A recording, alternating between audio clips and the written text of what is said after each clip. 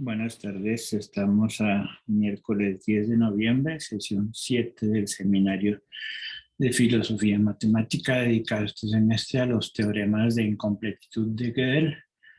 Primer teorema de incompletitud: cualquier teoría que contenga a la aritmética de Peano posee sentencias indecidibles, es decir, tales que ni la sentencia es deducible en la teoría, ni su negación es deducible en la teoría. Segundo teorema de incompletitud: una tal teoría que contenga la aritmética de Peano es tal que no puede demostrar su propia consistencia en caso de que sea consistente.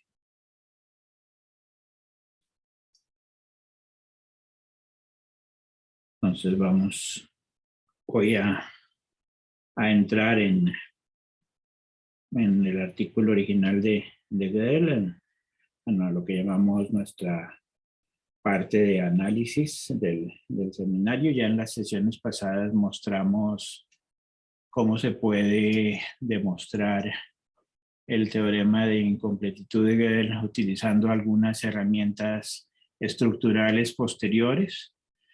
En este caso utilizamos, para demostrar, por ejemplo, el segundo teorema de incompletitud, utilizamos las propiedades del operador de prueba BW, lo podemos llamar las propiedades modales del operador. La propiedad de necesitación: si algo es deducible en la teoría, entonces es deducible su prueba también, BW, el número de Gödel de esa sentencia. El predicado BW se itera sobre sí mismo.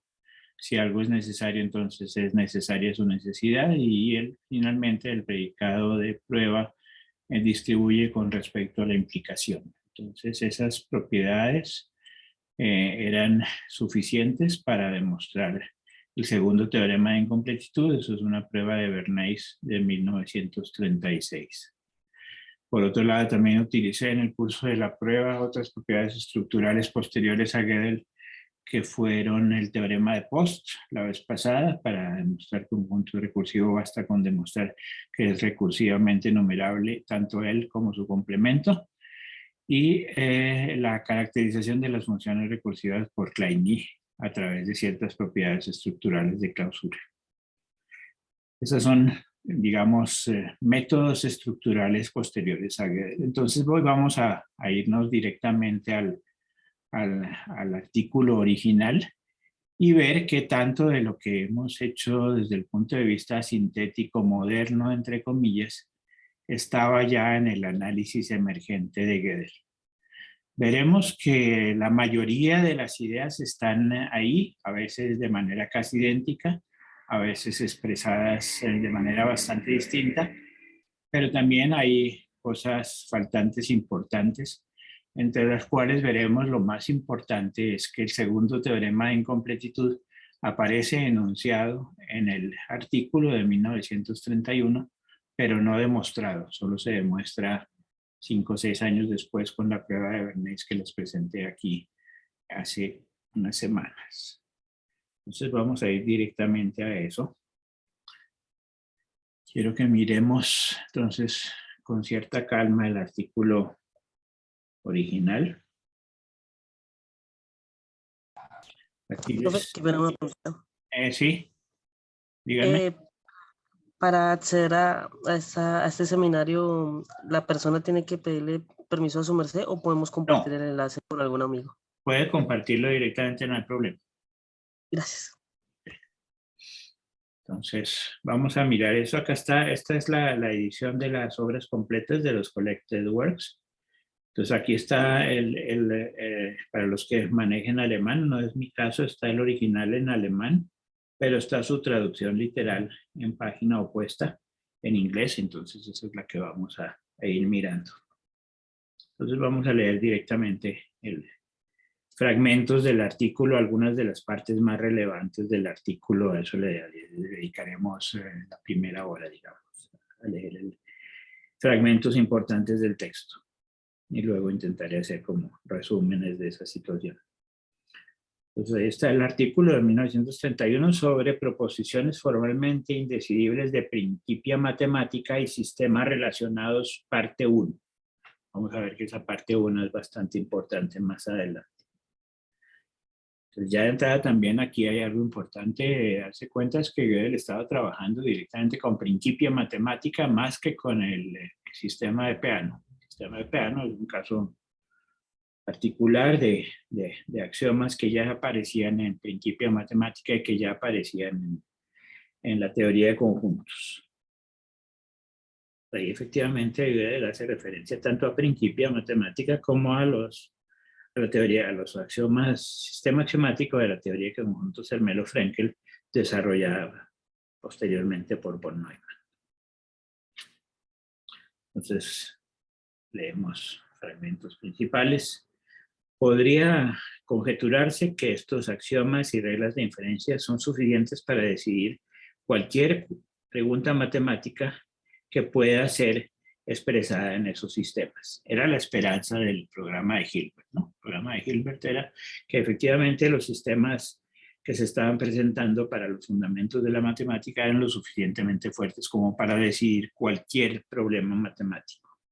Dice en cambio Gödel, demostraremos abajo que este no es el caso y que por el contrario hay en estos dos sistemas recién mencionados, es decir, tanto Principia Mathematica como la teoría de conjuntos, problemas relativamente simples de la teoría de los enteros que no pueden ser decididos sobre la base de esos axiomas. Entonces, esto se expresaba por primera vez de manera directa en una frase sencilla, la incompletitud de los sistemas tipo Principia Mathematica, tipo teoría de conjuntos. Y indica en realidad que esta situación no se debe a la naturaleza especial de estos sistemas, sino que ocurre también para una gran cantidad de otros sistemas formales. En particular, pues serán esos sistemas formales que contengan a la aritmética de Peano.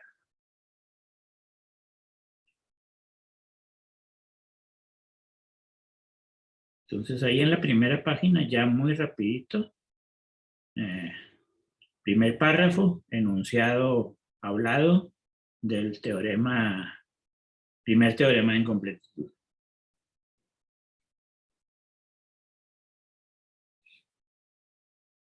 Vamos, entonces luego sigue Gödel. Antes de entrar en los detalles, vamos a indicar la idea principal de la prueba. Es decir, lo que va a indicar Gödel es como lo que hemos llamado en sesiones pasadas como el argumento estructural fundamental a través de una cierta diagonalización. Entonces empieza por eso, empieza indicando que hay un argumento estructural diagonal que lleva a incompletitud.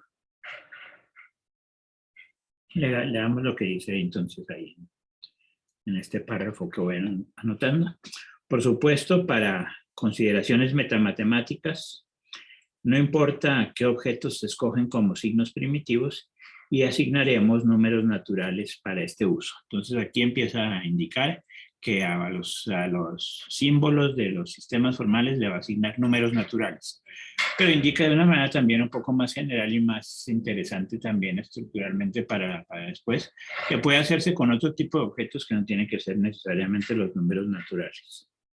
Por consiguiente, una fórmula será una sucesión finita de números naturales y una línea de prueba, una sucesión finita de sucesiones finitas de números naturales. Eso ya lo hemos indicado varias veces en las sesiones pasadas. Las nociones metamatemáticas, proposiciones, se convierten entonces en nociones acerca de los números naturales y de las sucesiones de números naturales.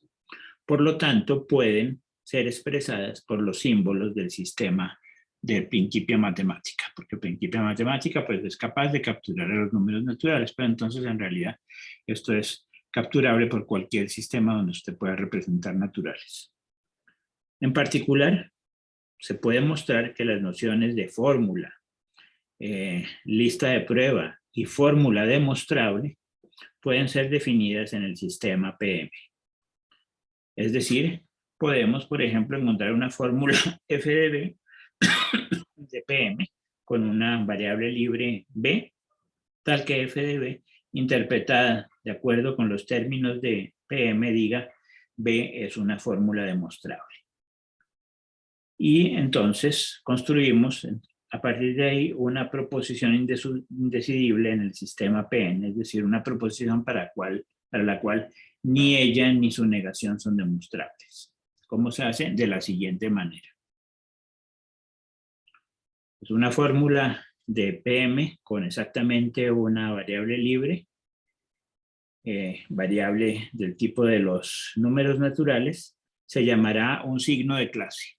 Eso es una notación específica, un nombre y una notación específica de Gödel en este artículo que no se retomará luego. Esencialmente los signos de clase van a ser fórmulas con una variable libre, como veremos en un momento. Asumimos que los signos de clase se han ordenado en una sucesión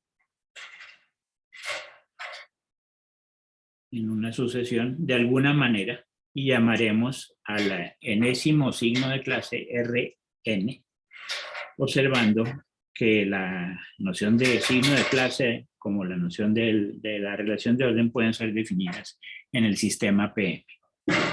Entonces los Rn son para nosotros simplemente los símbolos, las notaciones para las fórmulas con una variable libre, ¿de acuerdo? Entonces sea alfa cualquier signo de clase, es decir, sea cualquier fórmula con una variable libre. Denotaremos entonces con corchete alfa, comas, n corchete, la fórmula que resulta del signo de clase alfa cuando la variable libre se reemplaza por el signo denotado por el número natural n. Entonces simplemente phi n es phi, el nombre que le pongamos a alfa, podemos llamar phi sub r, y ese phi sub r lo aplicamos al numeral de n. ¿Ve? El signo que denota el número natural. Aquí ustedes siempre tienen muy claro también cuando estamos en el mundo semántico, el mundo natural n vive en el mundo semántico y su signo ya es lo que hemos llamado en las otras notaciones n barra el signo de él. Y tenemos entonces una relación ternaria que puede ser definible en PM. Y a partir de ahí definimos una clase de números naturales de la siguiente manera. Vamos a decir que n está en la clase K, sí, solo sí, barra, la barra es la negación en esta notación del artículo de Gödel, sí, solo sí, no es demostrable Rn aplicado en n. Esa es una construcción que hicimos estructuralmente en las sesiones pasadas y de hecho este primer espacio de prueba aquí diagonal que ofrece Gödel es casi exactamente el mismo que yo utilicé la vez pasada para demostrar el primer teorema de incompletitud utilizando el argumento diagonal. Como estas nociones ocurren pueden ser definidas en PM, también la noción K formada a partir de ellos. Por lo tanto, existe un signo de clase S, tal que la fórmula S de n, interpretada de acuerdo con los términos de PM, dice que el número natural n pertenece a K. Entonces, lo que estamos diciendo aquí simplemente, en los términos actuales, es que K puede ser definida a través de la fórmula S. Como S es un signo de clase, es decir, una fórmula con una variable libre, se puede mirar que es uno de los que está dentro de la enumeración. Por lo tanto, es un R sub Q para algún Q. Y ahí, a partir de ahí, ya inmediatamente surge el argumento diagonal. Se puede ahora mostrar que la proposición R de Q aplicada a Q es indecidible en PM. Y ahí está exactamente el mismo argumento que utilicé la vez pasada para el argumento diagonal. No lo voy a repetir, ahí está exactamente la misma cosa escrita. Pues ahí está el primer argumento fundamental de Gödel. El primer argumento fundamental de Gödel es que una vez tengamos suficiente poder de representación y ese conjunto K pueda ser representado a partir de una fórmula S, entonces, aplicándose a sí misma, llegamos a una proposición contradictoria. Dice que en un cierto momento, la analogía de este argumento con la antinomía de Richard salta a los ojos, está muy cercanamente relacionado también con la paradoja del mentiroso, y de hecho en esa nota 14 indica algo muy interesante. A partir de cualquier antinomía, epistemológica, podríamos construir una prueba similar de la existencia de proposiciones indecidibles. Entonces, básicamente lo que está indicando aquí Gödel es que si se tiene una adecuada antinomia epistemológica, ya sea tipo Richard, ya sea tipo teorema de Cantor, ya sea tipo teorema de Russell, ya sea la paradoja del mentiroso, se hace una adecuada modificación y formalización dentro del sistema, y a partir de ahí se demuestra la incompletitud.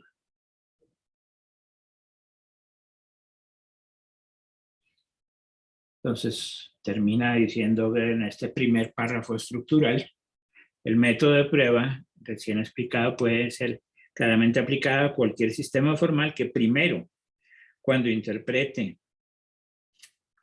sea interpretado como un sistema que representa nociones y proposiciones, tenga suficientes medios de expresión para definir las nociones que ocurren en el argumento de arriba, en particular la noción de fórmula demostrable.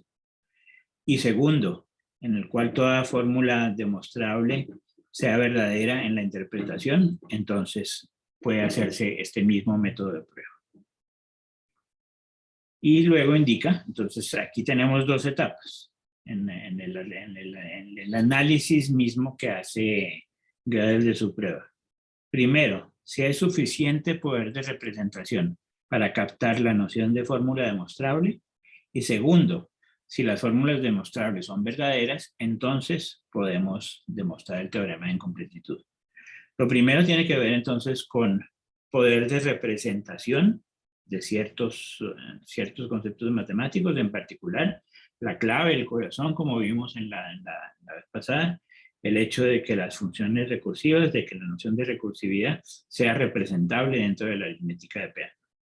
Y cualquier sistema afín que lo contenga, en este caso particular, con los que empezó Gödel, el Principia Matemática de Russell o la teoría de conjuntos de Zermelo, Frankel, von Neumann.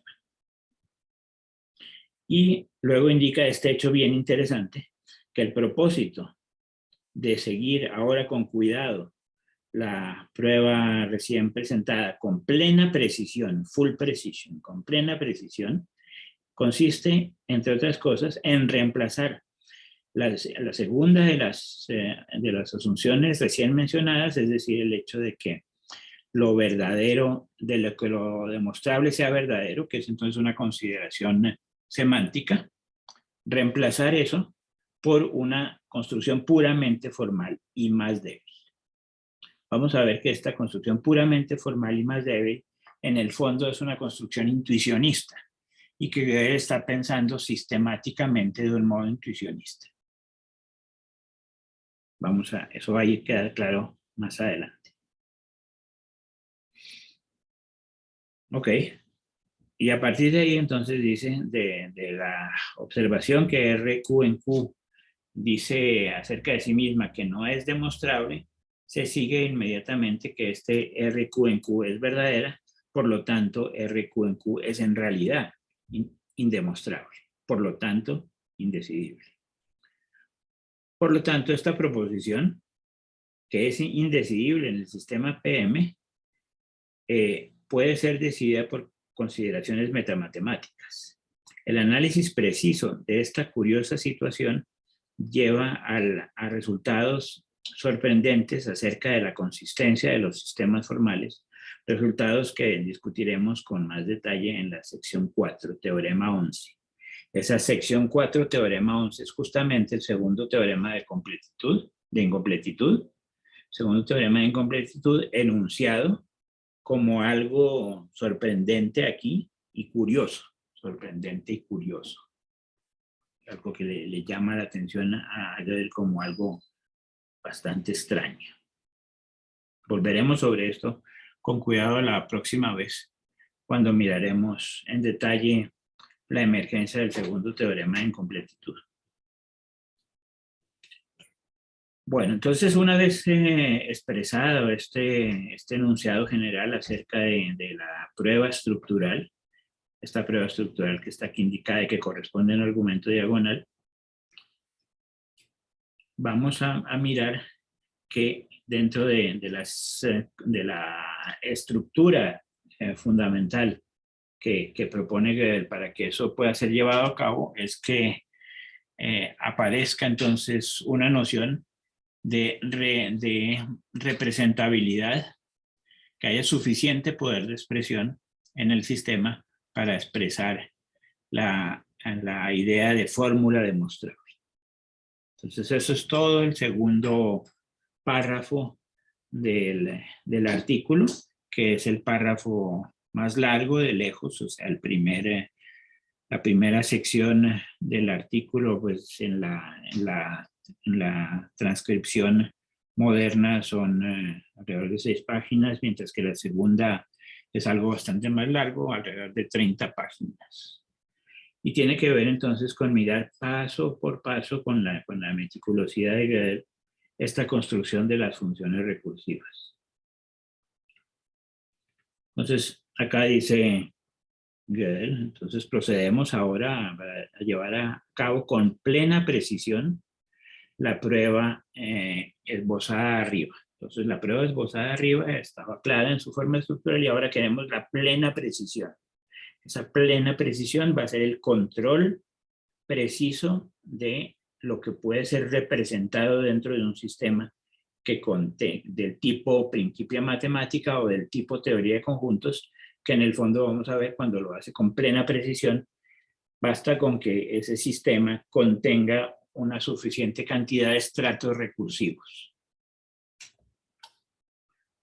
Entonces aquí Gödel simultáneamente en este segundo párrafo va a hablar de la gödelización, que introdujo brevemente en el primer párrafo, diciendo que teníamos que de alguna manera representar los signos de la lógica a través de números naturales y además va a expresar paso por paso cada una de esas expresiones, va a asegurar que cada una de las expresiones que va a construir para codificar el sistema, la sintaxis del sistema dentro de los números naturales, cada uno de esos pasos es recursivo. En el sentido de Gödel en este texto, o sea, para nosotros eso se llama primitivo recursivo, insistiré sobre eso más adelante. Aquí cuando Gödel habla de recursivo en todos los momentos, para nosotros eso ya se llama primitivo recursivo. Ya mencionaré los detalles más adelante, pero por ahora pensemos en recursivo.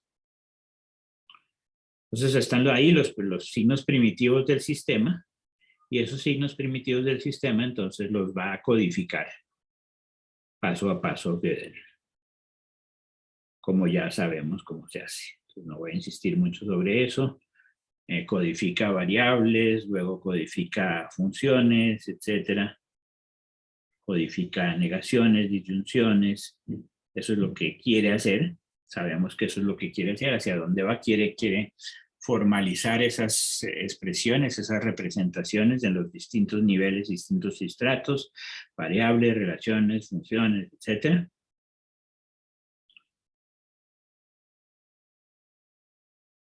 Y las bases del sistema, ¿no? Recuerden que tenemos como siempre una arquitectónica, esa arquitectónica tiene axiomas, esos primeros axiomas que ven ahí son los primeros axiomas que tienen que ver con los axiomas básicos de la aritmética de Peano, ¿no? Que 0 no es un sucesor, F está haciendo ahí el papel de sucesor, que 0 no es un sucesor, que si tenemos los sucesores idénticos, entonces ya los elementos de donde venían los sucesores eran idénticos, el axioma 3 es el axioma de inducción, y así sucesivamente, los axiomas 2 son axiomas que tienen que ver con el cálculo proposicional, los axiomas 3 con sustituciones, el axioma 4 con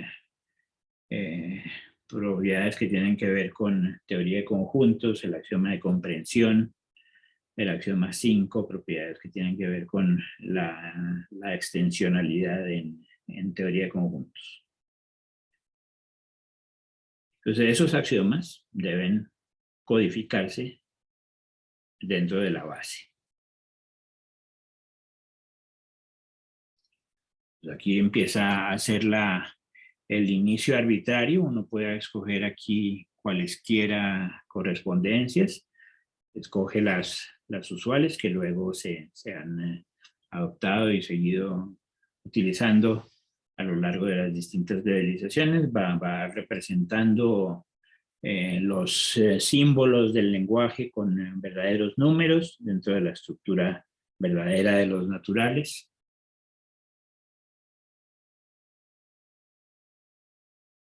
Okay. Y a partir de aquí entonces empieza a expresar paso por paso, estratificadamente, que cada uno de los elementos de la globalización, cada uno de los niveles de la globalización es un nivel recursivo.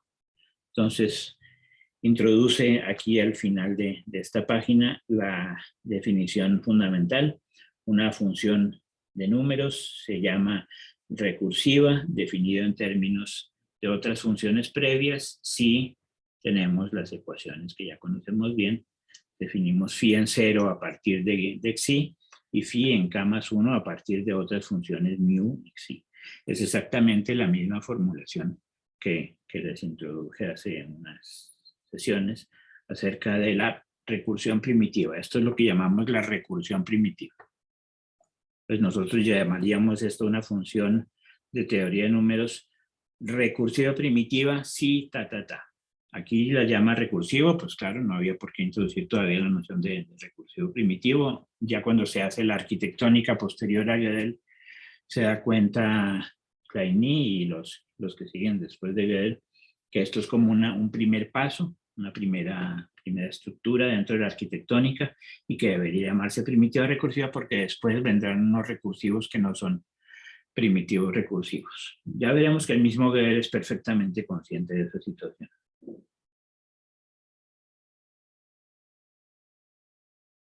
Entonces, enunciados importantes acerca de funciones recursivas, funciones y relaciones recursivas, las buenas propiedades de clausura con respecto a la recursividad, funciones recursivas son recursivas, y las funciones son recursivas complemento y o son recursivas, la relación de igualdad es recursiva, y que es muy importante, si tenemos una relación recursiva e introducimos un existencial acotado, x menor o igual que, y introducimos un existencial acotado, nos mantenemos dentro de lo recursivo.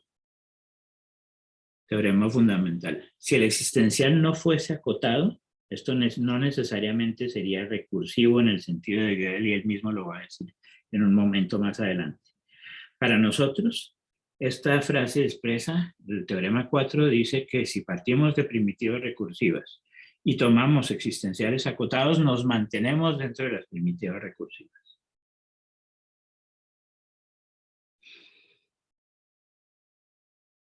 Ahí están las pruebas de los teoremas. Y aquí empieza entonces la meticulosa construcción arquitectónica de los niveles recursivos que necesita Gödel para asegurar que al final de su construcción aparezca el predicado de prueba como representable dentro de este sistema. Entonces acá empieza a mostrar que muchas de las nociones que conocemos básicas son, cada vez que Gödel pone aquí recursivo, ustedes recuerden que está diciendo primitivo recursivo en nuestro sistema actual. Todas son, por lo tanto, recursivas. Cuando dice recursiva, entonces es primitivas recursivas. Básicamente, ¿por qué? Porque las construcciones que hará son todas con existenciales acotados. Existenciales acotados. Existenciales acotados. Cada vez que aparezcan existenciales acotados, nos mantenemos dentro de la recursión primitiva. Y empieza entonces a trabajar Gödel, muestra que la divisibilidad es primitiva recursiva, primera propiedad número 1. Demuestra que ser número primo es primitivo recursivo. Demuestra que la función que produce el enésimo número primo es primitivo recursivo. Punto 4 demuestra que el factorial es primitivo recursivo, etcétera, etcétera, etcétera. Todos estos son ejercicios que se hacen, digamos, ya en los cursos básicos de lógica cuando uno introduce las funciones primitivas recursivas. Estos son los ejercicios básicos que hacemos en un cierto momento, que los estudiantes hacen y que están todos en este bellísimo texto de Gödel con su concisión. Sigue trabajando. Aquí lo dice explícito también. Cuando consideramos alguno de los signos paréntesis X, eso es el para todo X, ¿no? En esta anotación. Cuando consideramos los signos para todo y existe, o epsilon de X, que es el símbolo de Hilbert, que ocurre en las definiciones abajo, siempre está seguido por una cota en X. Esta cota esencialmente sirve para asegurar que la noción definida es recursiva. Vea teorema 4. Reemplazan ahí recursivo por primitivo recursivo y esa es la situación actual. En la mayoría de los casos, la extensión de la noción no cambiaría si la cota se eliminara. Aquí ya está intuyendo entonces Gödel de que si se extiende esta noción de primitivo recursivo, llegamos a un ámbito extremadamente interesante que es lo recursivo, donde ya no hay necesariamente cotas para las construcciones, pero es un ambiente en el cual se tiene un pleno control de representación también. Y ahí sigue y sigue y sigue. Las exponenciales, las multiplicaciones, la noción de variable, la noción de negación, la noción de disyunción, la noción de todo lo que ustedes deseen dentro del sistema, fórmula elemental, signos de tipo 1, signos de tipo n, todo eso es primitivo recursivo. Y esto va produciendo a la vez la confirmación de que la construcción de los estratos es primitiva recursiva y va diciendo explícitamente cuál es la gödelización para cada uno de los números ahí asociados. Y así sigue.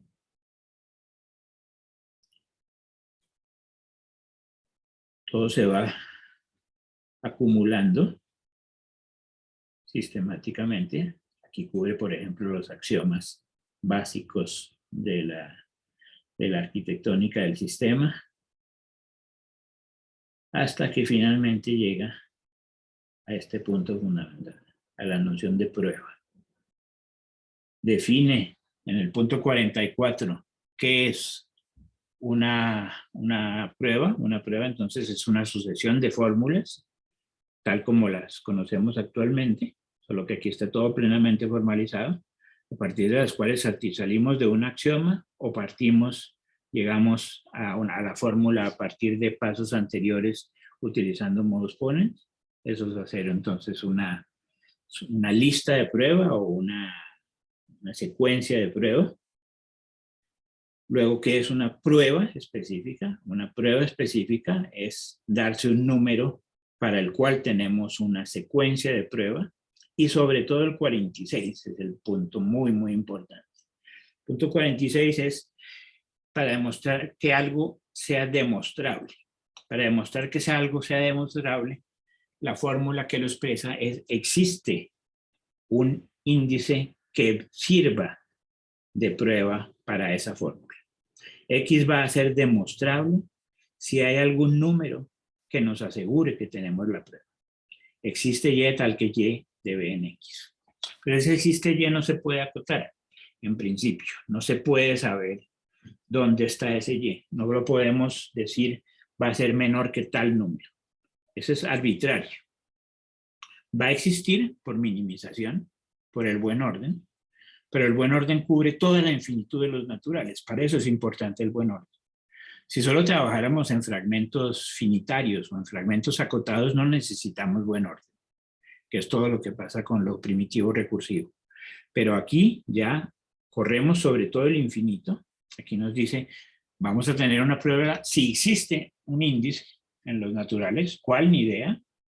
Puede recorrer todo el infinito, pero existe alguno que nos sirve como índice de la prueba. Como no lo podemos acotar, entonces esta fórmula no necesariamente es recursiva en el sentido de Gödel, ¿no? Y lo dice explícitamente. BW de X es la única de las nociones del 1 al 46 de la cual no podemos asegurar que sea recursiva. Entonces reemplacen ahí ese recursiva por primitiva recursiva. Y efectivamente esa fórmula no es primitivo recursiva, pero sí es recursiva en nuestro sentido extendido ya después. Utilizando minimización, esta fórmula resulta ser recursiva. Pero esa minimización involucra todo el buen orden y todo el infinito de los naturales. Muchísimo más exigente que las formulaciones acotadas de lo primitivo recursivo. Ese es el punto fundamental. O sea, llega después de esos 46 pasos a construir. Eso no es el único camino, por supuesto, se puede hacer de otras muchas maneras. Esta es la construcción original, es explícitamente estratificada, cada nivel muy claramente estratificado, que era uno de los puntos fundamentales de nuestras entradas al seminario, la noción de estratificación permanente. Si hay un ejemplo donde la estratificación es extremadamente precisa, es este artículo de Gödel, la aparición de la fórmula de demostrabilidad en el nivel 46, después de 45 niveles primitivos recursivos, el nivel 46 recursivo, no necesariamente primitivo recursivo, como lo dice el mismo Gödel, cambiando los afectivos como toca hoy en día. A partir de ahí, entonces, el teorema fundamental es el teorema quinto. Para cada relación recursiva existe un signo de relación, es decir, una representación que capte la fórmula. La relación es recursiva si se puede demostrar ella, y la relación no es recursiva si se puede demostrar su negación. Ese es exactamente el teorema de representación. El teorema de representación les dice que para cada relación recursiva existe una adecuada fórmula dentro del lenguaje que capta exactamente esa fórmula.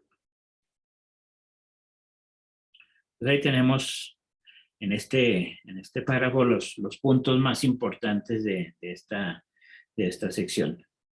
El hecho de que estratificadamente llegamos a mostrar que la noción de demostrabilidad es recursiva y que esa noción puede ser representada dentro del sistema. Ese es el punto, digamos, central. Creo que puedo parar por aquí por ahora y intentar empezar a hacer una especie de resumen de la situación.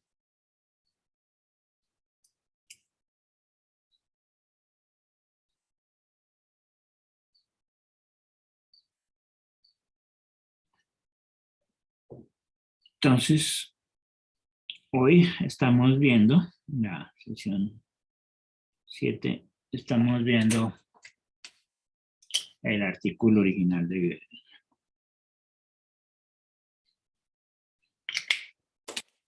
El artículo original de Gödel se llama de manera muy precisa sobre proposiciones formalmente indecidibles.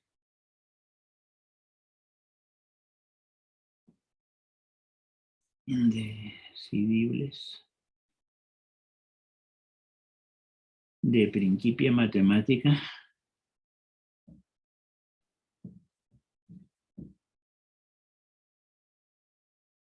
y sistemas relacionados.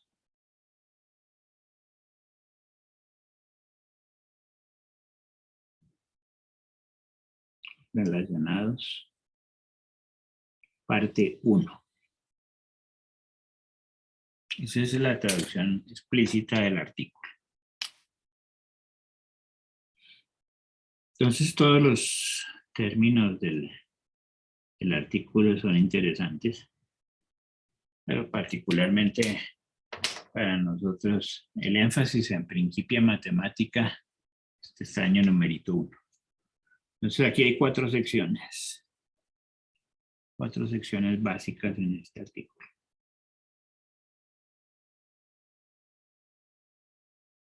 La primera sección, entonces, que son alrededor, entonces estos son alrededores. Da una idea, digamos, de la extensión. Esta es en la traducción, en la transcripción al inglés. El enunciado explícito de incompletitud en el primer párrafo.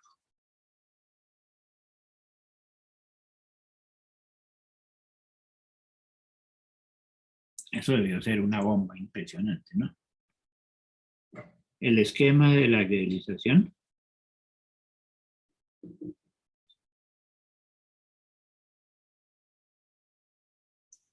Y el argumento de diagonalización. Todo eso está ahí explícito en el primer párrafo.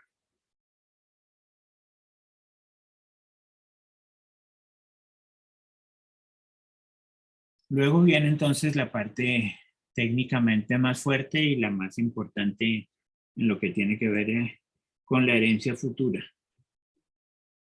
Porque así como el teorema de incompletitud o los teoremas de incompletitud, vamos a llamarlos por el momento, los teoremas de incompletitud son impactantes desde un punto de vista de los fundamentos y de la metodología y de las consecuencias tanto metamatemáticas como filosóficas.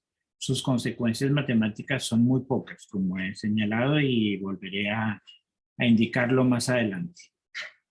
Y básicamente relacionadas, como vimos en un cierto momento, con el problema de la parada de turno. No hay mucho más allá de eso. En cambio, esto sí que tuvo unas consecuencias muy, muy grandes. Como a menudo ha pasado también, es algo creo que bastante típico de los grandes momentos de la invención matemática, donde a veces lo más importante no es el resultado, para nada, sino las técnicas que llevaron al resultado. Lo mismo, casos muy conocidos, ¿no? Como el teorema de Fermat. El teorema de Fermat en sí mismo no dice gran cosa, no es muy interesante, pero las técnicas son absolutamente impresionantes y fascinantes. Entonces está la arquitectónica muy clara. Aquí todo es estratificación. Y en particular, la arquitectónica que viene de los Principia de Russell. La influencia de Russell ahí es muy, muy grande. Cuando pongo Russell siempre es Russell y Whitehead, ¿no? Los Principia. Los detalles de la idealización.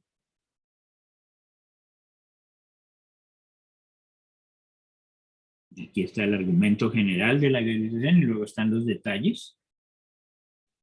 La aparición de las funciones recursivas. Recuerdo aquí para insistir en las funciones primitivas recursivas. Que en el artículo de Gödel son las que se llaman recursivas.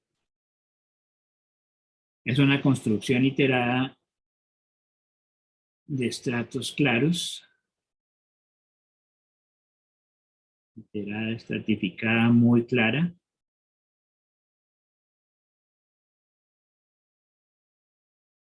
$45 PRs. 45 primitivas recursivas en la construcción. Y a la aparición posterior del predicado de prueba, la base de todo el asunto. Predicado de prueba.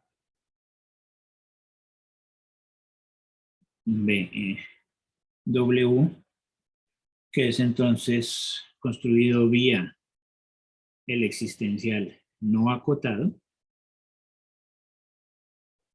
Aquí están utilizando el buen orden pleno, toda la fuerza del buen orden, por lo tanto toda la fuerza del principio de inducción, por lo tanto toda la fuerza de la aritmética de Peano.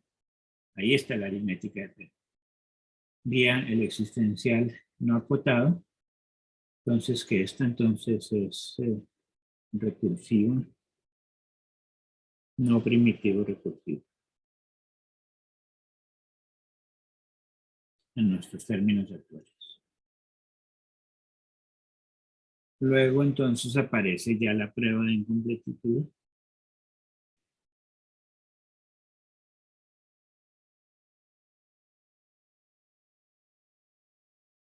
dándole mayor precisión al argumento de diagonalización y, digamos, una especie de argumento general de que esto es extensivo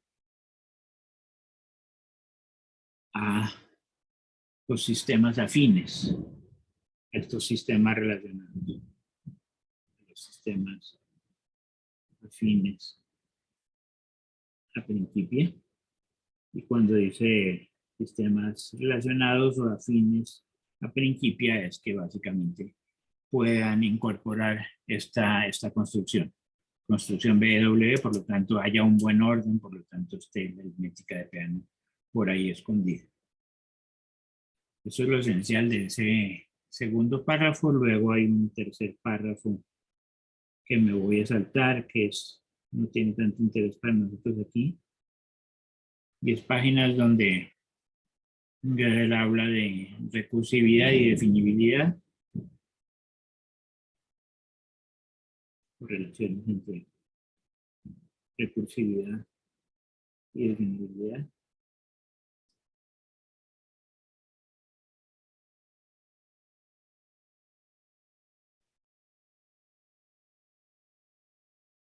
Entonces aquí tenemos como momentos claves. El momento clave es este.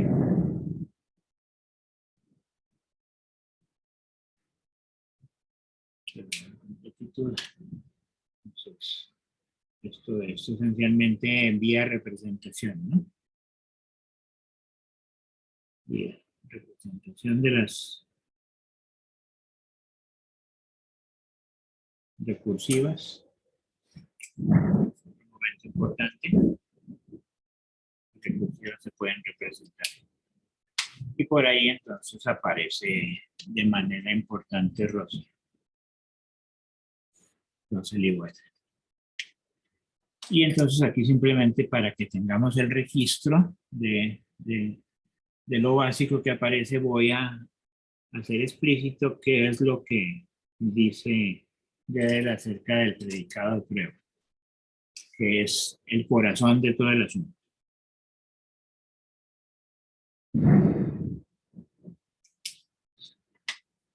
Primero que todo está el argumento diagonal.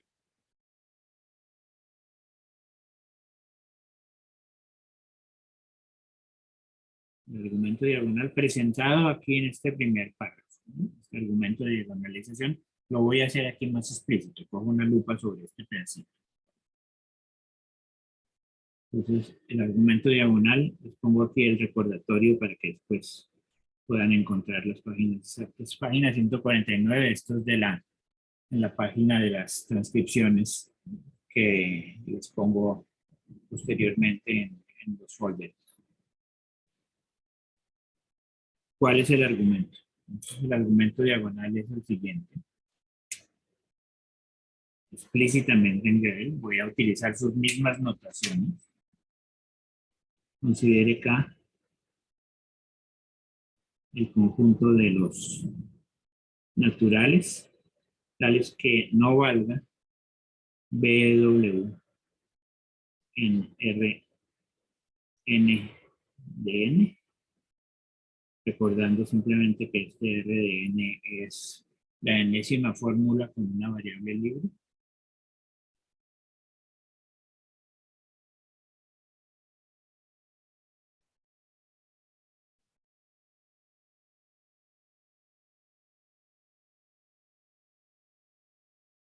Y eso entonces, por el teorema de representación,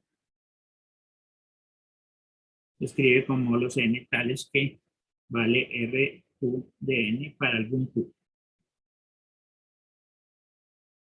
Para el teorema de representación. Aquí.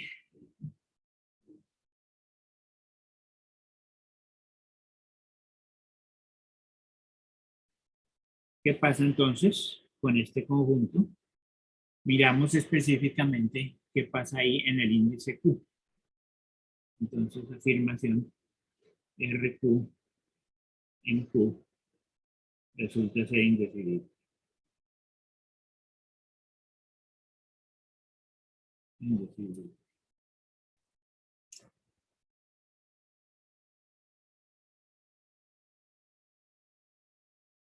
Entonces, no lo voy a escribir.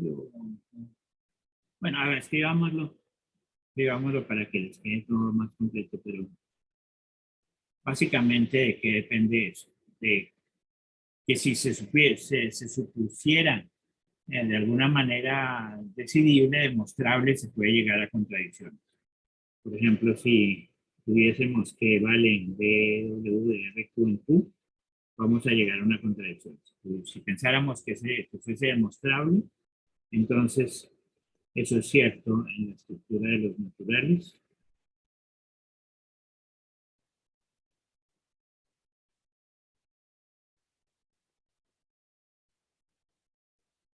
Pero entonces, si eso fuese cierto en la estructura de los naturales, es que entonces estaríamos diciendo que este Q vive en K.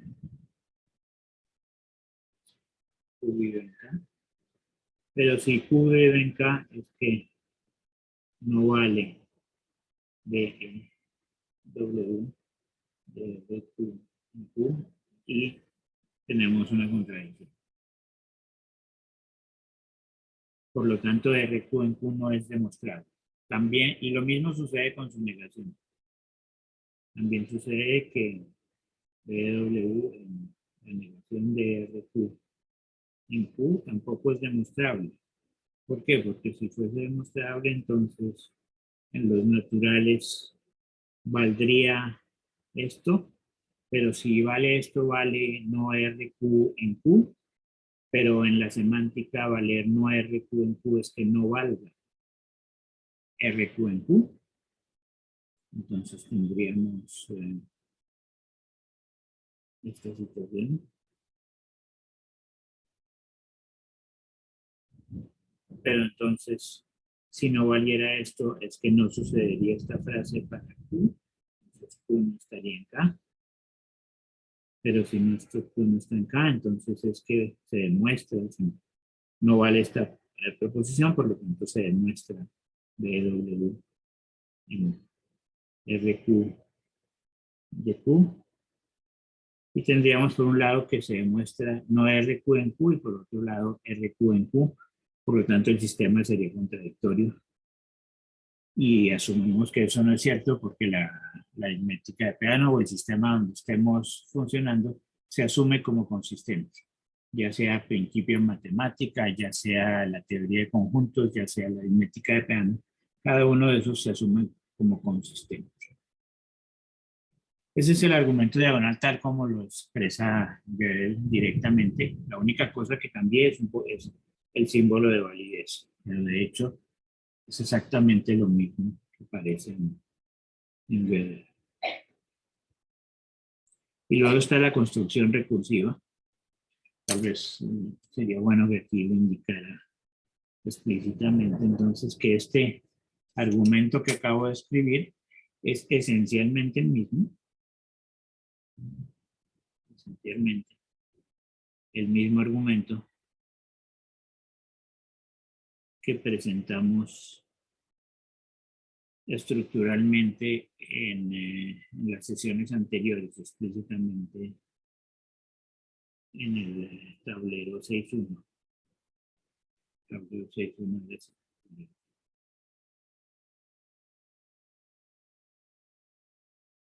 Mismo argumento, exactamente la misma.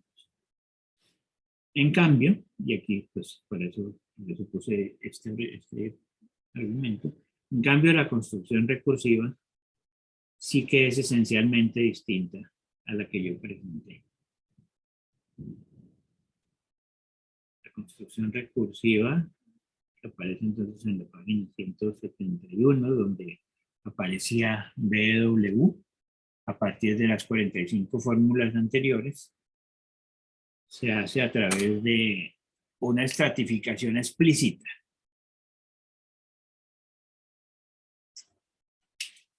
Esa estratificación explícita es primitiva recursiva y mejor aún es completamente constructiva.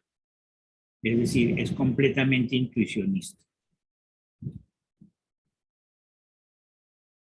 estratos explícitos de primitivas recursivas ambiente, por lo tanto, constructivo e intuicionista, que parece le importaba mucho a Gödel. Y vamos a ver que él lo señala varias veces. Los estratos explícitos son completamente constructivos y solo se obtiene un salto en este salto, podemos aquí llamar borde también.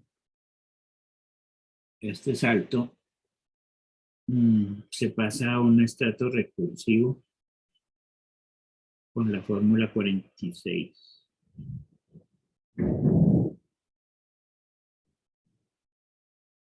Estratos explícitos primitivos recursivos iban de 1 a 45. Estrato recursivo explícito, fórmula 46. Entonces aquí recordatorio vía el existencial no acotado,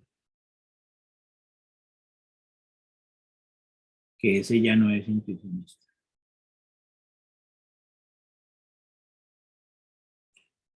Esto es bien distinto de lo que yo les había presentado.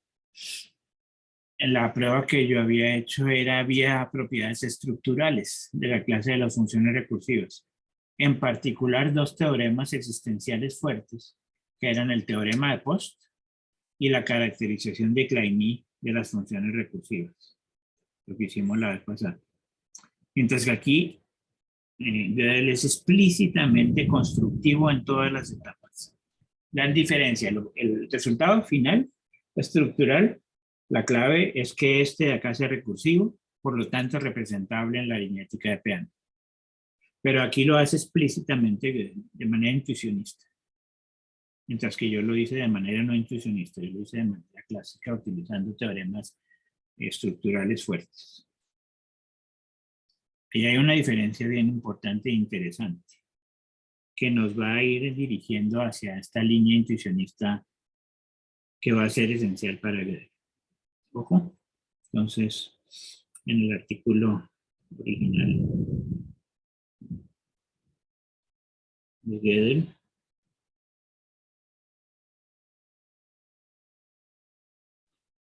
cada vez que Gödel habla de recursivo, está hablando en nuestros términos de primitivo recursivo.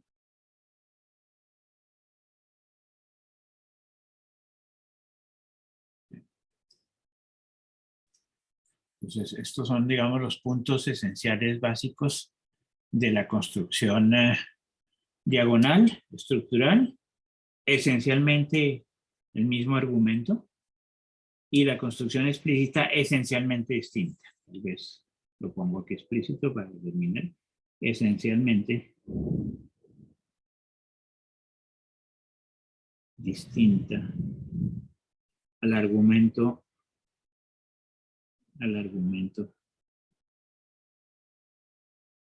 de los tableros estructurales, los tableros que tenían que ver con el teorema de Post y la caracterización de Kleini de las recursivas. Esos eran los tableros 6.2 y 6.3. Caminos distintos que nos llevan al mismo resultado.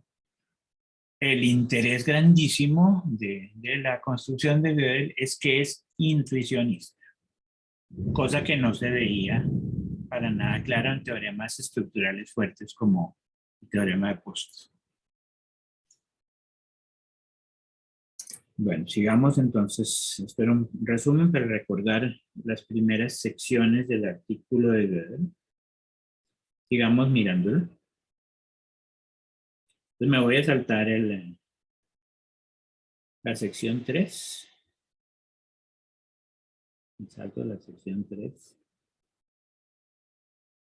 que ya es más técnica y no directamente relevante para lo que estamos mirando aquí de incompletitud.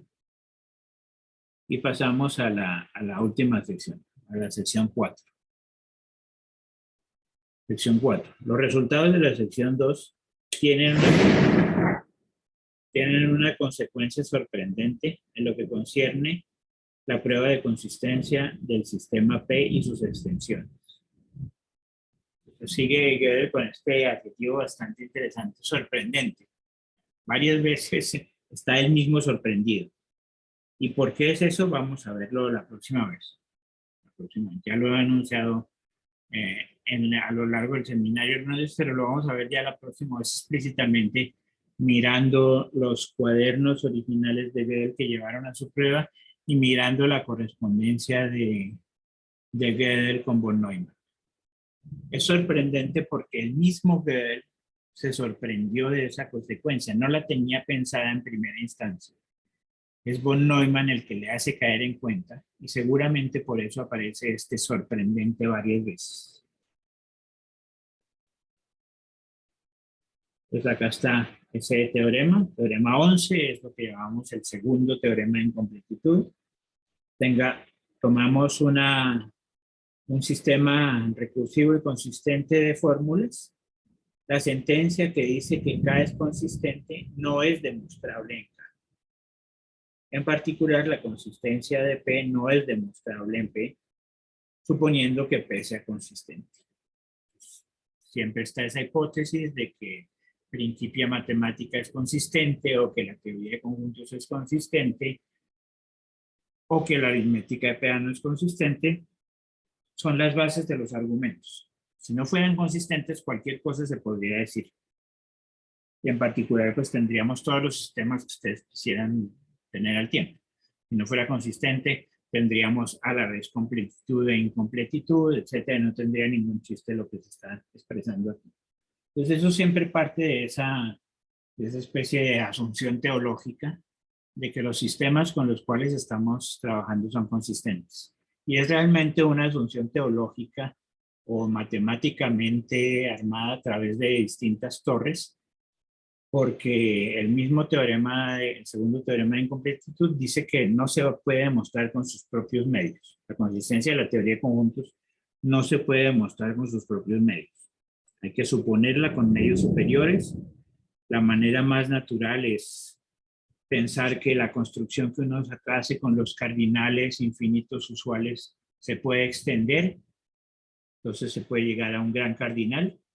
Y si tenemos un gran cardinal, ahí sí que la teoría de conjuntos es consistente, etcétera. Ese tipo de argumentos son los argumentos que le dan una cierta coherencia a la teoría de conjuntos, pero no se puede demostrar con sus propios medios. En cambio, sí se podría demostrar con sus propios medios que fuese inconsistente. Muchos matemáticos importantes a lo largo de buena parte de sus carreras intentaron demostrar que la teoría de conjuntos es inconsistente. Eso se podría intentar hacer. No lo llegaron a demostrar porque habría sido el resultado más apasionante y extraño del siglo XX, aún más que los teoremas de incompletitud de Gödel. Si la teoría de conjuntos demostrara que es inconsistente, sería absolutamente notable desde todos los puntos de vista técnico, filosófico, metodológico. Y hubo gente entonces seria, buenos, importantes matemáticos que intentaron demostrar esa inconsistencia sin lograrlo. No se sabe si sí se logra o no se logra. Lo que sí se sabe es que no se puede demostrar su consistencia con sus propios medios. Teorema de incompletitud de Gödel. No se sabe si con sus propios medios puede demostrar su inconsistencia. Podría suceder. Pues ahí está indicada el inicio de la prueba. Esa prueba entonces queda incompleta en un cierto sentido, ya lo veremos más adelante.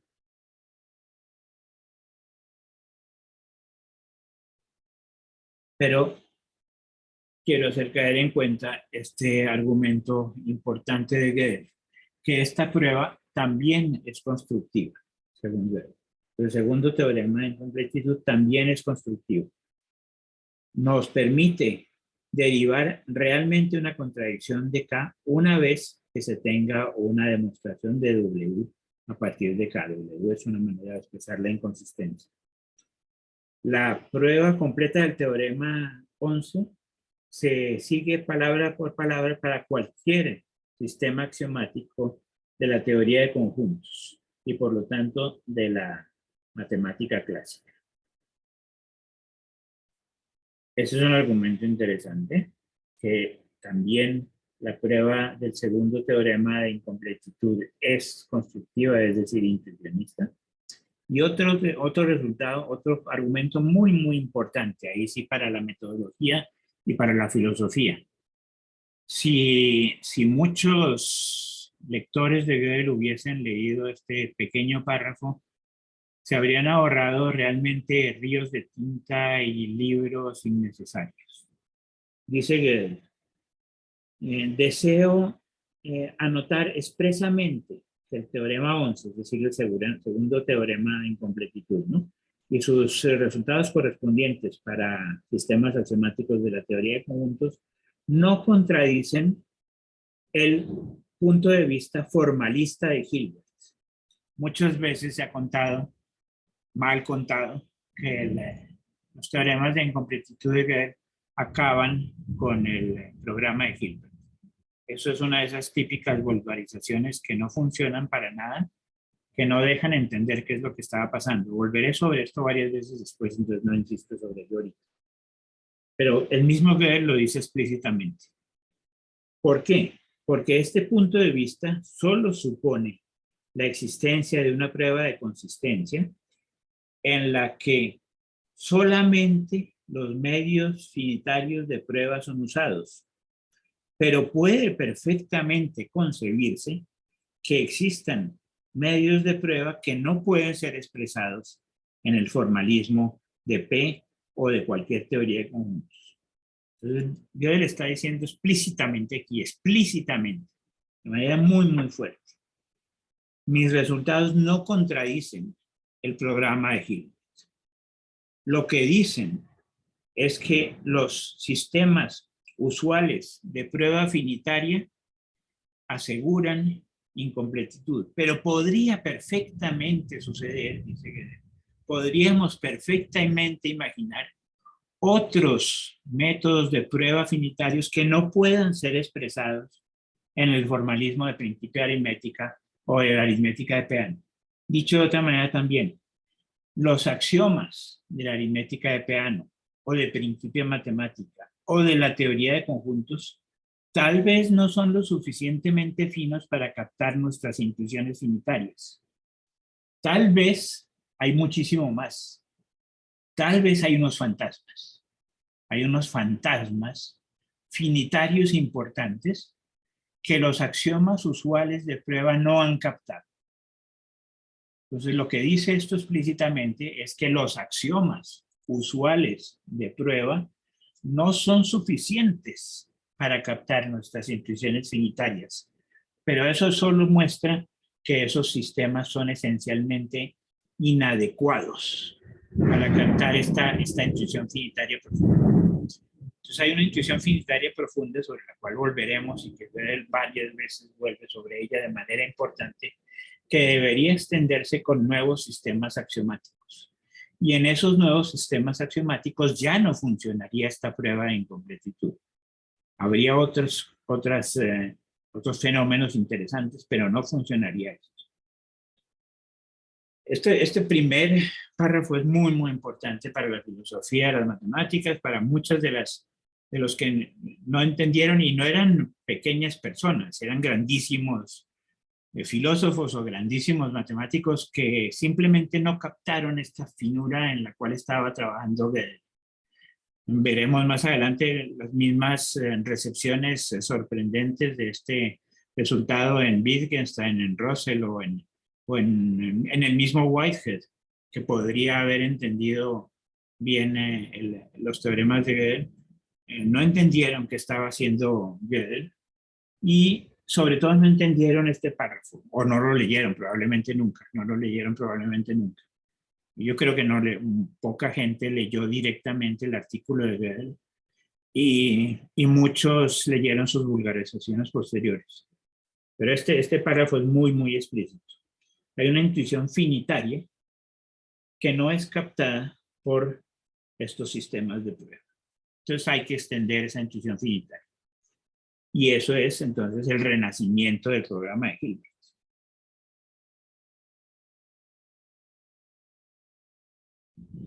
Déjenme ir resumiendo entonces, parte cuarta, la cuarta sección. Es muy corta, es la más corta de todas. 4 páginas apenas en la transcripción. Aparece el famoso segundo teorema de incompletitud. El segundo teorema de incompletitud. Como un enunciado sorprendente. Palabras del mismo Gödel, enunciado sorprendente. Y un anuncio de prueba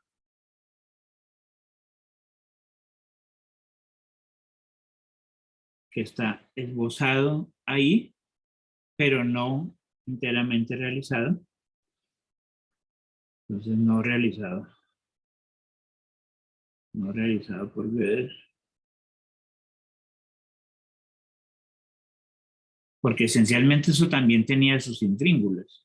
Necesitaba esas propiedades específicas del predicado de prueba que no aparecen en el artículo de Gödel y que no es claro que Gödel las tuviera enteramente claras tampoco, que son aquellas que llamamos las pruebas modales del predicado de prueba, ¿no? La necesitación, el hecho de que la necesidad implica la necesidad de la necesidad y el hecho de que la necesidad distribuye con respecto a la implicación. Eso sí lo hace en Bernays, unos años después, en el libro de Fundamentos de la Matemática que escribe con Hilbert, 1936. Un recordatorio, esto corresponde a nuestra sesión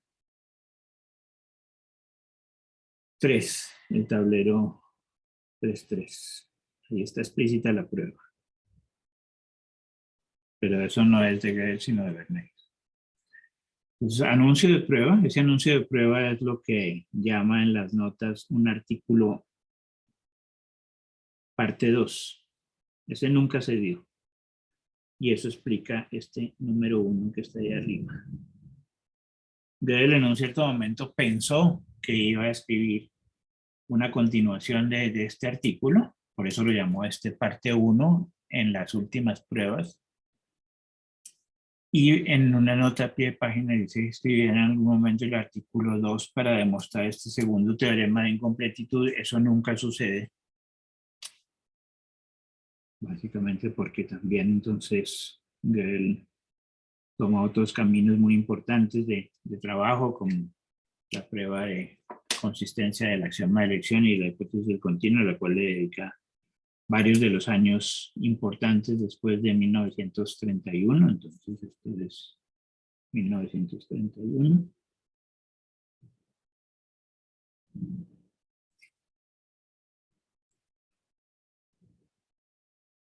Y ese enunciado entonces aparece ahí como señalado hacia el futuro, pero no enteramente realizado y como algo sorprendente. Entonces, para este sorprendente, verbo Neumann. Nuestra próxima sesión. Sesión 8. Y si quiero señalar acá esto que considero clave, dos muy importantes comentarios metateóricos de Gödel, básicamente desconocidos. Pues los especialistas de la prueba sí los conocen bien, pero en general las divulgaciones de la prueba de Gödel no hacen referencia a estos comentarios. Los importantes comentarios metateóricos.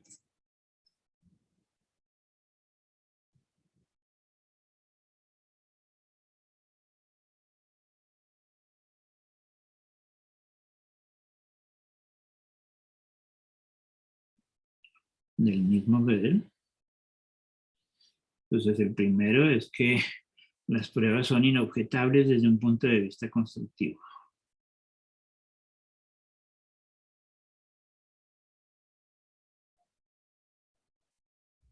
Desde un punto de vista intuicionista.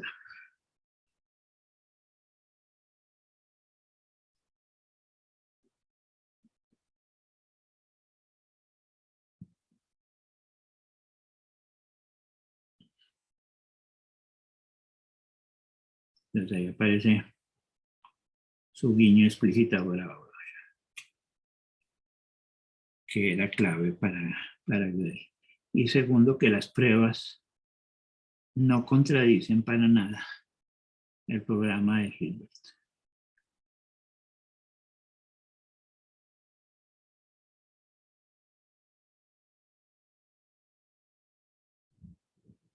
El programa formalista de Hilbert.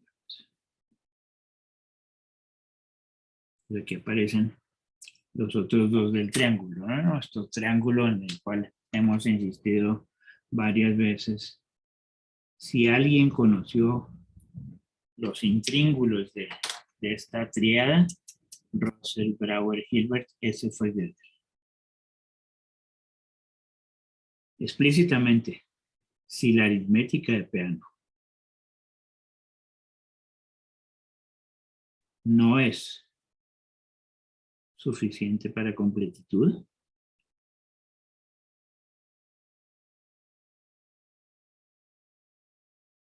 aquí podemos reemplazar entonces la aritmética de Peano por Principia y por cualquier sistema de conjuntos lo suficientemente rico.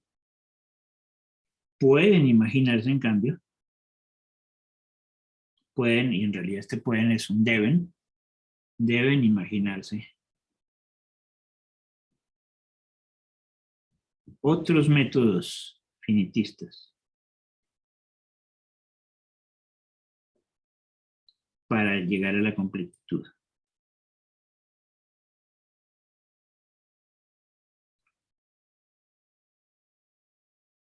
Para completitud. Y esos métodos son no expresables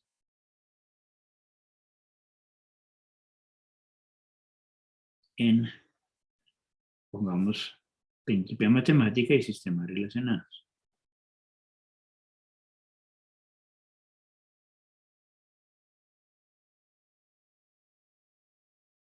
Etcétera.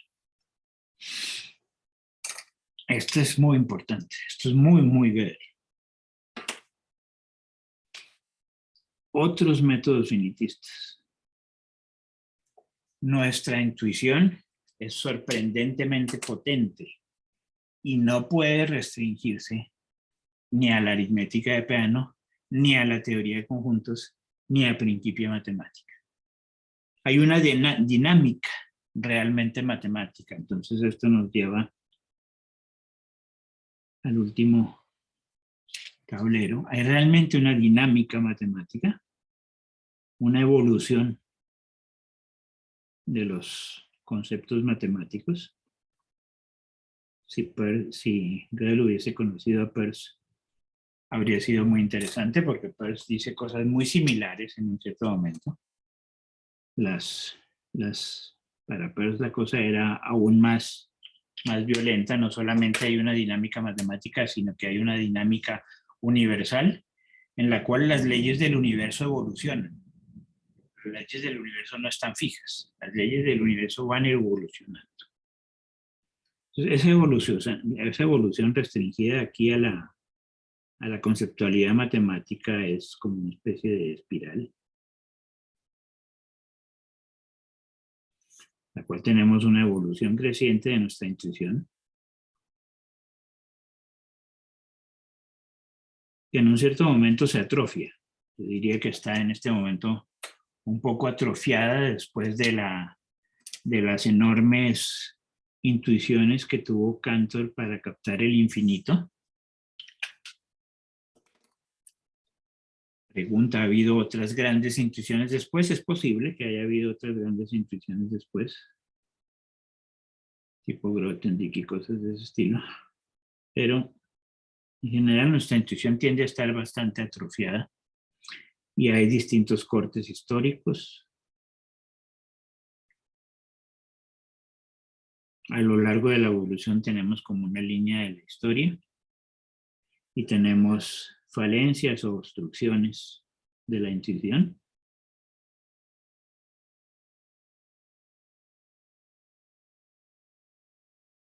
Esas falencias están captadas por las limitaciones de los sistemas axiomáticos.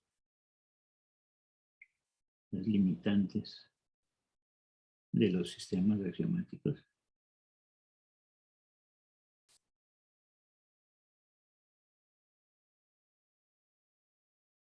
Y eso debe irse mejorando. Deben irse refinando y completando.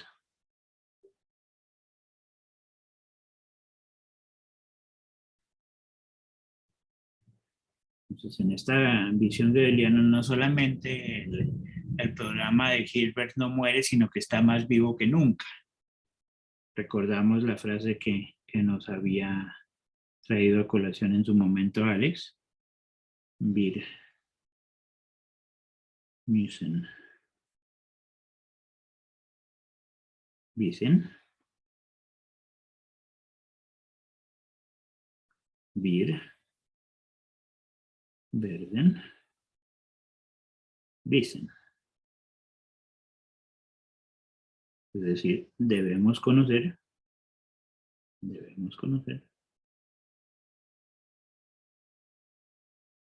Por lo tanto, conoceremos.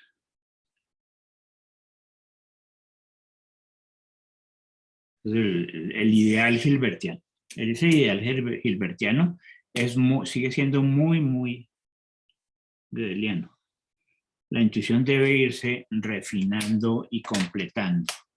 Nuestra intuición, captada en parte por los sistemas axiomáticos, debe irse completando. Los sistemas axiomáticos no son más que aproximaciones, estratificaciones parciales al problema fundamental de cómo la razón va creciendo. La razón debe ir creciendo y convertirse en algo cada vez más amplio y más grande. Lo que sí muere es la determinación absoluta. Los conceptos no pueden ser captados en un absoluto. Eso muere en un cierto sentido y es importante que eso muera. Es una de las influencias, digamos, importantes del programa de Gödel. Ya no podemos confiar en un absoluto, pero sí que tenemos, en cambio, una indeterminación relativa que se va progresivamente completando. Indeterminación relativa que se va progresivamente completando con el tiempo.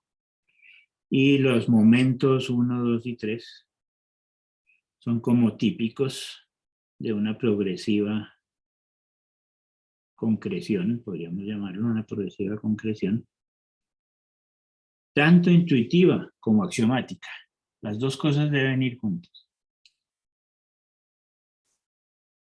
Intuición sin axiomas y axiomas sin intuición no tienen sentido, pero las dos al tiempo son muy poderosas,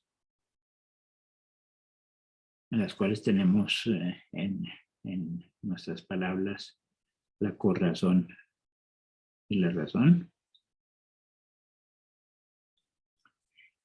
Y vamos progresivamente concretando cosas que en un cierto momento son invisibles, pero que luego se pueden ver.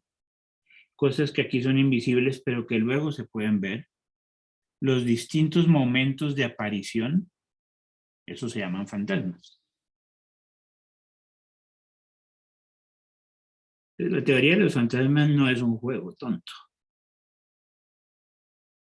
No es el juego de un loco.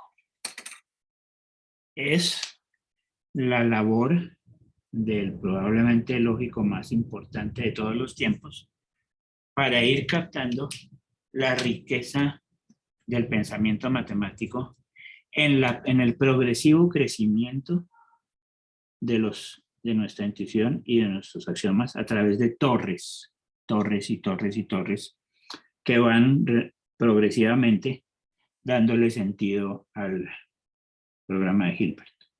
Debemos conocer, conoceremos. Aquí sabemos que hay fallas, conoceremos mejor, hay fallas, conoceremos mejor y así sucesivamente. Vamos conociendo cada vez mejor. Entonces vamos dándole realidad, vamos dándole una concreción a cosas que eran invisibles. Esos señores se llaman los fantasmas. Ok. Bueno, para terminar, entonces aquí tienen como resúmenes relativamente cortos de los momentos principales del artículo. Y también les escribí un resumen, ahí sí ya largo, de cada momento en las notas para hoy. Pues en las notas para hoy ahí tienen explícitamente ya, cuando quieran buscar algo específico y tengan la paciencia adecuada y estén buscando algo muy específico dentro del artículo, pues aquí tienen las páginas específicas donde aparece cada uno de los temas. Ahí están ya todos los temas realmente cubiertos. Secciones 1 y 4 al comienzo y luego secciones 2 y 3 acá. Ahí está todo explícitamente registrado para aquellos que quieran volver sobre esto ya en un trabajo final o en desarrollos posteriores de esto en trabajos más finos. Y terminamos con las imágenes de ese momento increíble de 1931. Miren a los personajes que estaban en ese momento trabajando. Gödel, von Neumann, Lafont, Reyni, Turing, Church, Post. Todos grandísimos jóvenes. Grandísimos jóvenes. La juventud es impresionante. La juventud de todos ellos es muy impactante en ese momento. Realmente los jóvenes eran los que estaban inventando este mundo de la recursión, de la computabilidad, de los teoremas de limitación, de las máquinas, ese mundo en el cual finalmente estamos tan metidos. O sea, este mundo contemporáneo sí que es una consecuencia muy, muy fuerte de todas estas líneas de computabilidad iniciadas por estos jóvenes en esos años. Gödel ahí muy jovencito, aún en 1931 con 25 años. Abraham, el niño, que morirá al año siguiente. Y ahí están esas caritas que son tan importantes para el desarrollo posterior de la matemática. Ahí después explícitamente el borde clave, el borde de la indecidibilidad, el salto entre lo primitivo recursivo y lo no primitivo recursivo. El umbral, ese borde del cual hablamos, ese borde ligado también a procesos de diagonalización, de inversión. A todo se va conectando de una manera plenamente técnica en lo que hemos venido haciendo en estas últimas semanas. Bueno, me paro por ahí si tienen comentarios o preguntas. Bienvenidas.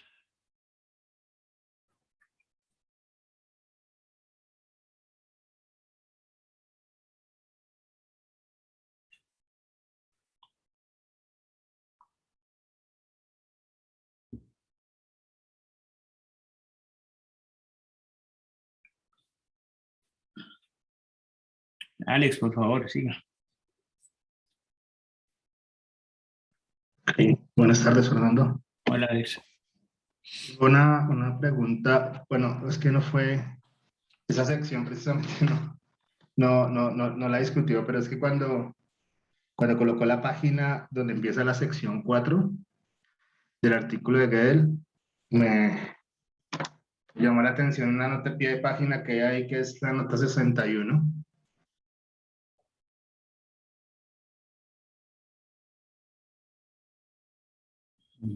Es la nota, sí. La nota de pie de página 61, porque dice que el teorema 10, que creo que es o sea, es el teorema previo al segundo teorema de incompletitud, Sí, dice que, por ejemplo, dice que ese teorema implica, por ejemplo, que el problema de Fermat, o sea, asumo que debe ser el último teorema de Fermat, sí, que la conjetura de Goldbach podrían ser resueltas si el problema de decisión para el, está, bueno, ahí está, RFC fuera resuelto. Entonces me llama la atención bastante esa afirmación, porque digamos que toca dos problemas, pues más o menos famosos de teoría de números, uno ya resuelto y el otro aún por resolver. Y no sé, o sea, me queda la duda de que sería, no sé, de pronto interesante mirar exactamente qué significa esa implicación. Y ahora sí. sabiendo, por ejemplo, que uno de esos ya en efecto fue resuelto, digamos, que en efecto tiene, y que digamos que otro tipo entonces de implicaciones para problemas famosos podría uno tener. O sea, no sé, Sí, pensando por ejemplo en hipótesis de Riemann o alguna cosa de ese estilo, ¿no? sí, gracias, Alex. Buenísimo comentario y pregunta como siempre. Esto tiene que ver con el hecho de que en el párrafo anterior, en la sesión anterior, se demuestra que la aritmética de Peano es indecidible. Recuerden qué quería decir eso. Eso quería decir, si mirábamos en alguna de nuestras sesiones anteriores, por ejemplo aquí, este es el argumento básico, que la aritmética de Peano y teorías que contengan la aritmética de Peano son indecidibles. El teorema que aparecía anteriormente en ese párrafo dice que si fuese decidible la aritmética, entonces todos los teoremas tendrían que ser o ellos ciertos o su negación cierta, si fuese decidible. Uno podría decidir, tendríamos un procedimiento de decisión para cualquier teorema, para cualquier enunciado, en particular para esos dos. En particular para esos dos tendríamos esa situación. Para los... volvamos. La nota...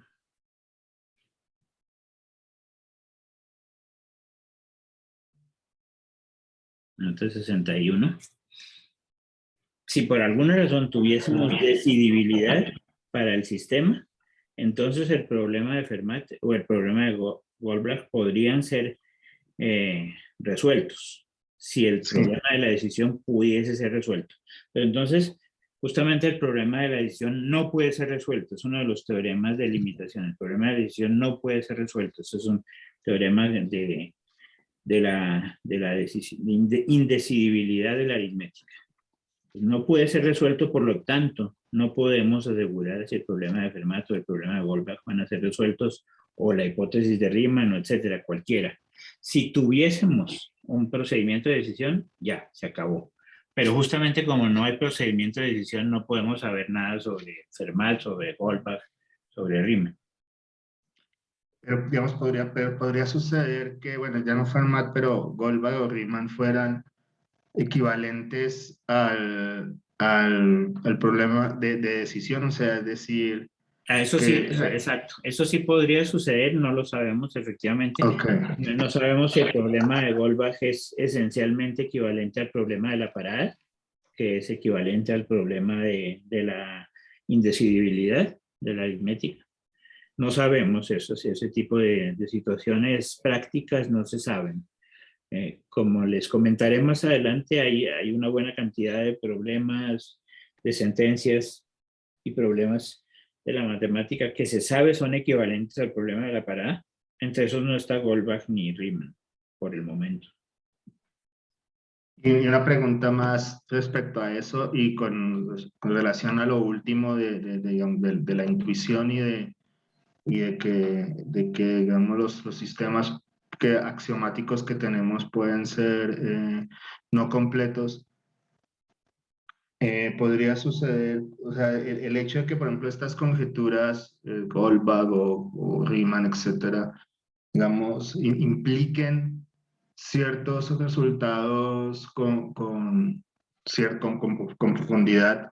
O sea, podría básicamente decir, podría, digamos, sugerir, ¿no? Es decir, sugerir que, digamos, la intuición dice más o menos que tienen que ser correctas, digamos, y hay evidencia de que tienen que ser correctas, pero si por un momento uno lograse probar que son equivalentes al problema de la parada. De hecho, sería un poco una suerte de confirmación del hecho de que en verdad no estamos comprendiendo bien.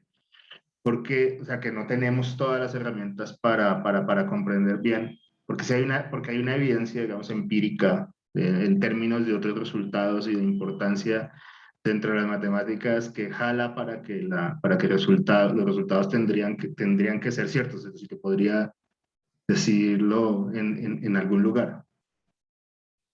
Sí, eso que señala usted sería extraordinario. Parece superar las capacidades actuales de la teoría de modelos y de la lógica. El saber en qué nivel está la hipótesis de Riemann, por ejemplo. Se sabe dónde viven los teoremas ya demostrados. Muchos de los teoremas ya demostrados se sabe a qué nivel viven, son las matemáticas en reverso de Friedman y Simpson. Y se sabe muy bien en qué nivel de axiomático están.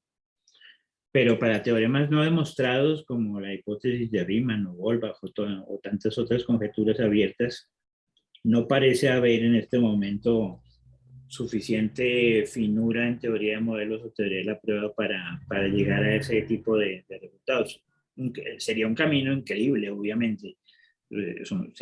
Parece una idea muy inteligente y muy brillante tratar de situar a la hipótesis de Riemann al nivel de un problema indecidible.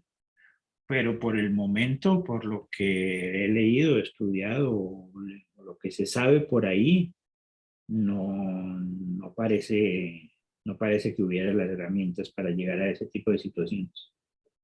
Recuerdo, recuerdo que tengo que buscarlo porque no sé si lo tengo escrito en algún lugar, pero en alguna conversación que tuve con Atilla con respecto a sus elucubraciones con la hipótesis de Riemann, acertadas o no acertadas, como fueran, este problema apareció, o sea, el de si uno podría determinar la decibilidad o no, o sea, Ya. si la decibilidad era equivalente o no. ¿Y qué decía? Creo que creo que él decía que debería ser equivalente a este teorema de Gödel. Creo que él creía eso. Tengo que buscarlo porque no sé si lo tengo en algún correo o fue una conversación que quedó simplemente una conversación, pero creo que lo tengo en un correo. Okay. Tengo que buscarlo bien porque este problema, digamos, esa como idea apareció por ahí. Yo tengo como y ahora que lo vi y que estamos hablando, como que lo recordé, tuve como ese flash en la memoria. Dije, como que es como una especie de Yahoo esta conversación. Creo que la he tenido muy parecida antes. Entonces voy a Bueno, pues revisar. averigüenos eso para la próxima vez. Efectivamente, pues a ti ya era como, seguramente los jóvenes lo conocen de nombre, Michael Atiyah, uno de los grandes matemáticos del siglo XX, grandísimo algebrista y topólogo, un realmente visionario. Entonces, si un matemático como Atiyah tiene ese tipo de intuiciones, pues hay que tomárselas relativamente en serio. También puede ser que la intuición sea ahí más un deseo que una realidad, ¿no? Yo creo que es posible que deseara que la hipótesis de Riemann fuera indecidible, pero no sé si tenía las herramientas para refinar su intuición. Es difícil de saber, de pronto Alex lo logra averiguar, pero es difícil de saber. En principio, a ti ya no era que yo sepa un gran conocedor de la lógica, pero, pero pues obviamente sí sabía de Gödel y lo había estudiado. Y un último comentario, perdón que me alargue tanto, y No, con gusto. es que me llamó mucho la atención el hecho de que en el artículo de Gödel no se necesite buen orden, ¿no? O sea, eso básicamente tiene que ver con la cuestión que Fernando mencionaba, de que es una prueba intuicionista, o sea, no necesita elección, básicamente, ¿no? Correcto. Sí, sí. Sí, eso es bien interesante. O sea, en Sí, esta perfecto. parte, esta partecita de aquí.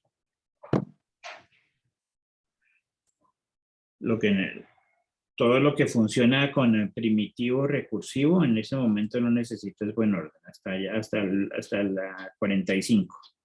En la 46, ahí sí aparece escondido el buen orden, el existencial no acotado, la minimización, y con eso hay un salto.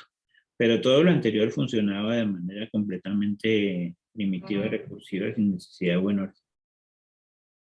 Ok, gracias. Gracias, Alex.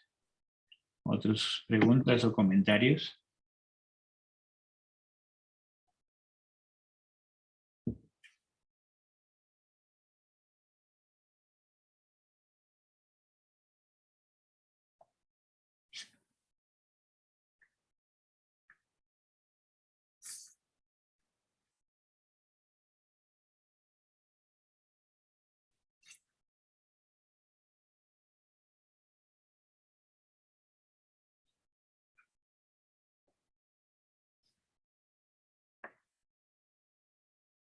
¿Sí? ¿Hay alguien más que quiera preguntar o comentar algo?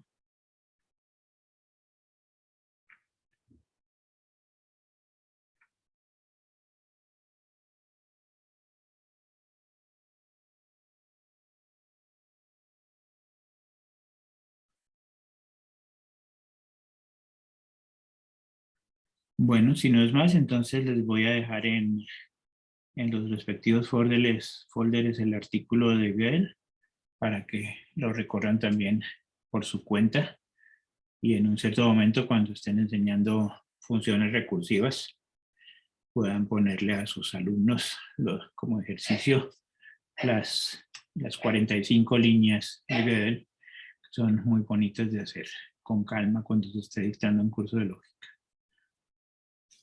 Bueno, entonces hasta el próximo miércoles. Nos vemos. Hasta luego. Luego que estén bien.